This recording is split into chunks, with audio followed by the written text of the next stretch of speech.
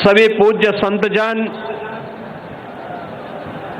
और हजारों की संख्या में राम जी की पेड़ी में उपस्थित और अयोध्या धाम में उपस्थित लाखों की संख्या में उपस्थित सभी मेरे श्री राम भक्त बहन और भाइयों, दीपोत्सव का यह भव्य और दिव्य आयोजन आज पूरी दुनिया देख रही है। मैं इसके लिए आपको भी, पूरे प्रदेश वासियों को भी और देश और दुनिया में जहां कहीं भी सनातन धर्मावलंबी इसका आनंद ले रहे हैं, उन सबको भी मैं इस अवसर पर हृदय से बधाई देता हूं, अपनी शुभकामनाएं देता हूं।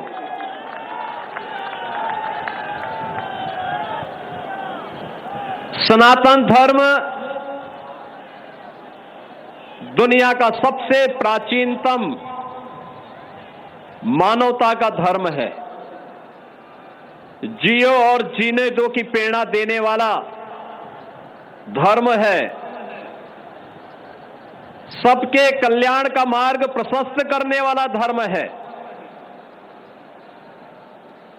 और सबके कल्याण का मार्ग प्रशस्त करने वाले इस शाश्वत व्यवस्था पर जब कोई प्रहार करेगा तो स्वाभाविक रूप से स्वयं के विनाश को ही आमंत्रित करेगा।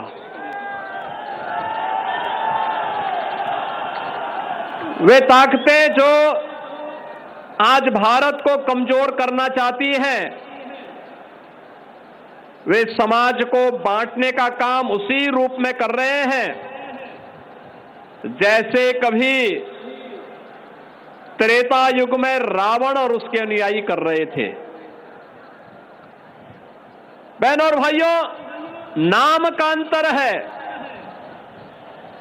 काम उस समय भी उनका बांटने का था, आज के वे लोग भी उसी रूप में कोई जाति के नाम पर, कोई क्षेत्र के नाम पर, कोई भाषा के नाम पर, कोई परिवार के नाम पर समाज को बांटने का जो कुत्सित प्रयास हो रहा है, इसके माध्यम से राष्ट्रीय एकता और अखंडता को चुनौती दी जा रही है।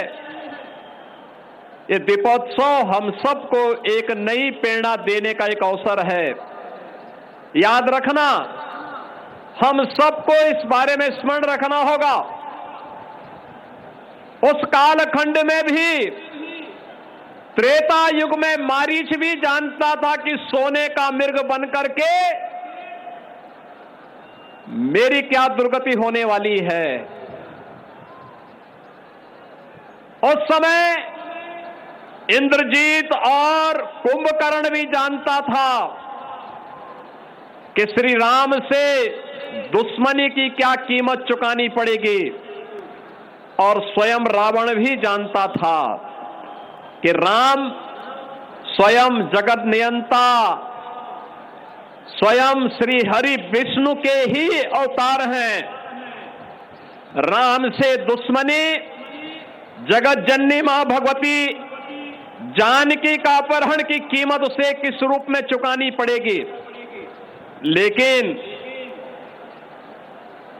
जाके प्रभु दारुण दुख दीना, ताके मति पहले हर लेना, और यही त्रेता में हुआ था। रावण हो, कुंभकर्ण हो, मेघनाथ हो, मारीच हो, खरदूषण हो, ताड़का हो, ये सब एक जैसी गति को इसलिए प्राप्त हुए क्योंकि इनका पक्ष धर्म का था, असत्य का था, अन्याय का था, अत्याचार का था, शोषण का था। और आज भी राजनीति के लिए सेम बने हुए कुछ लोगों के पितरों को राजनीति के नाम पर चाचा और काकाओं की इस जमात को भी मालूम है कि देश और समाज के लिए उनके जो कृत्य हैं वह कहीं भी किसी के लिए, न वर्तमान पीढ़ी के लिए, न भविष्य की पीढ़ी के लिए ही उचित होंगे। अच्छे होंगे, लेकिन उनकी दुर्गति होनी है। इसलिए वे लोग भी आज फिर वही कार्य कर रहे हैं, बांटने का काम, आपस में विभाजन करने का काम, ऐसे ही लोगों को प्रश्रय देने का काम कर रहे हैं जो कार्य कभी रावण ने किया था, जो कार्य कभी दुर्योधन और दुशासन ने करने का किया था, और उसके परिणाम क्या हुए थे यह हर कोई परिणाम के बारे में जानकारी रखता है। ये दीपोत्सव का एक कार्यक्रम जहां हमको दीप से दीप जलाने की, सामाजिक और राष्ट्रीय एकता को संबल प्रदान करने की नई प्रेरणा प्रदान कर रहा है, वहीं साथ ही साथ सामाजिक एकता के माध्यम से राष्ट्रीय एकता को संबल प्रदान करने के लिए भी एक नई प्रेरणा प्रदान कर रहा है। रामायण का यह दृश्य, प्रभु श्री राम का अयोध्या आगमन के उत्सव के रूप में दीपोत्सव का यह आयोजन इसी श्रृंखला का हिस्सा है। और मुझे तो अत्यंत आनंद की अनुभूति हो रही है कि दीपोत्सव का 8वां कार्यक्रम, इस दौरान दुनिया की सबसे बड़ी महामारी कोरोना का सामना भी हमने किया, लेकिन अयोध्या में दीपोत्सव का क्रम कभी थमा नहीं है, कभी नहीं थमा है। कोरोना कालखंड में भी यहां पर एक नए रिकॉर्ड बनते गए, और मैं मानता हूं आज फिर दीपोत्सव का एक कार्यक्रम, मां सरयू की आरती के कार्यक्रम ने भी कुछ नए रिकॉर्ड बनाए होंगे। कुछ ही देर में उसकी घोषणा भी होगी, लेकिन हमें इस बात को याद रखना होगा, इस शाश्वत क्रम इसी प्रकार से चलता रहे, यह अयोध्या वासियों की जिम्मेदारी बनती है। प्रभु राम का आगमन आपके लिए अद्भुत घटना है, अलौकिक घटना है।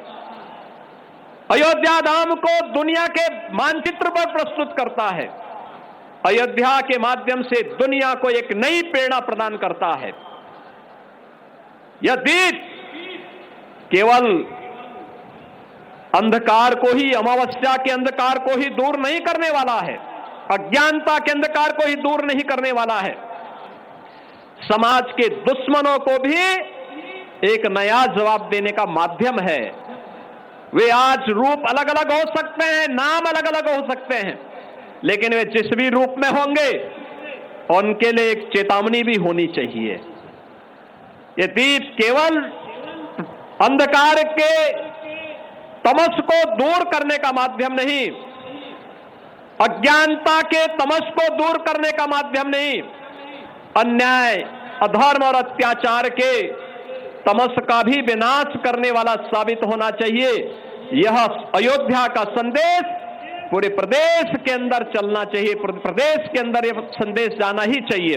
और आज के इस अवसर पर मैं इस बात के लिए अभिनंदन करूंगा उन सभी स्वयं सेवकों का जिन्होंने जिला प्रशासन और पर्यटन विभाग के साथ इस दीपोत्सव के कार्यक्रम को इतनी भव्यता के साथ आगे बढ़ाने का कार्य किया है।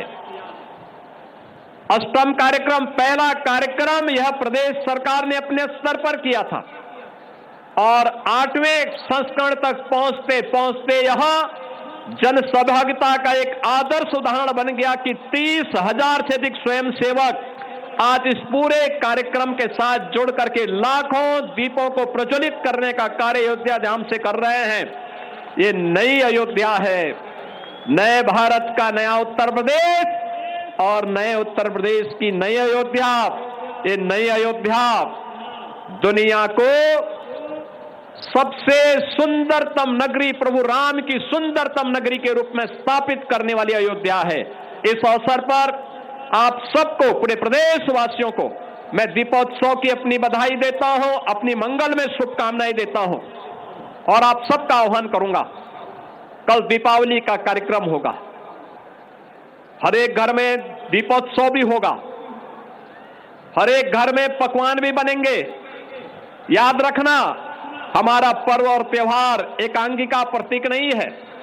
आज जो हमारी सरकार यहां पर आई है, ये इसीलिए आई है कि पर्व और त्योहार सामूहिक रूप से मनाए जाते हैं। कम से कम एक उस परिवार के पास जरूर जाना जिसके पास अभाव है आप उसके अभाव को अपने भाव के साथ जोड़ करके दीपावली के आनंद को और अच्छे ढंग से आगे बढ़ाने का कार्य अवश्य करना। हर घर में दीप जलना चाहिए, प्रदेश के हर घर में दीपोत्सव का आनंद होना चाहिए। इस विश्वास के साथ आप सबको दीपावली की ढेर सारी बधाई और मंगलमय शुभकामनाएं। शांति और सौहार्द के रूप में हम इस पर्व और त्योहार को मनाएं। अयोध्या का यह संदेश पूरे प्रदेश के अंदर हर सनातन धर्मावलंबी के पास पहुंचना चाहिए। आज के इस अवसर पर इन्हीं सब बातों के साथ में केंद्रीय मंत्री माननीय श्री गजेंद्र सिंह शेखावत जी का, अपने अन्य सभी गणमान्य अतिथियों का, पूज्य संतों का, सभी का हृदय से अभिनंदन करते हुए अपनी वाणी को देता हूं विराम। मेरे साथ बोलेंगे जय श्री राम, जय जय श्री राम, जय जय श्री राम।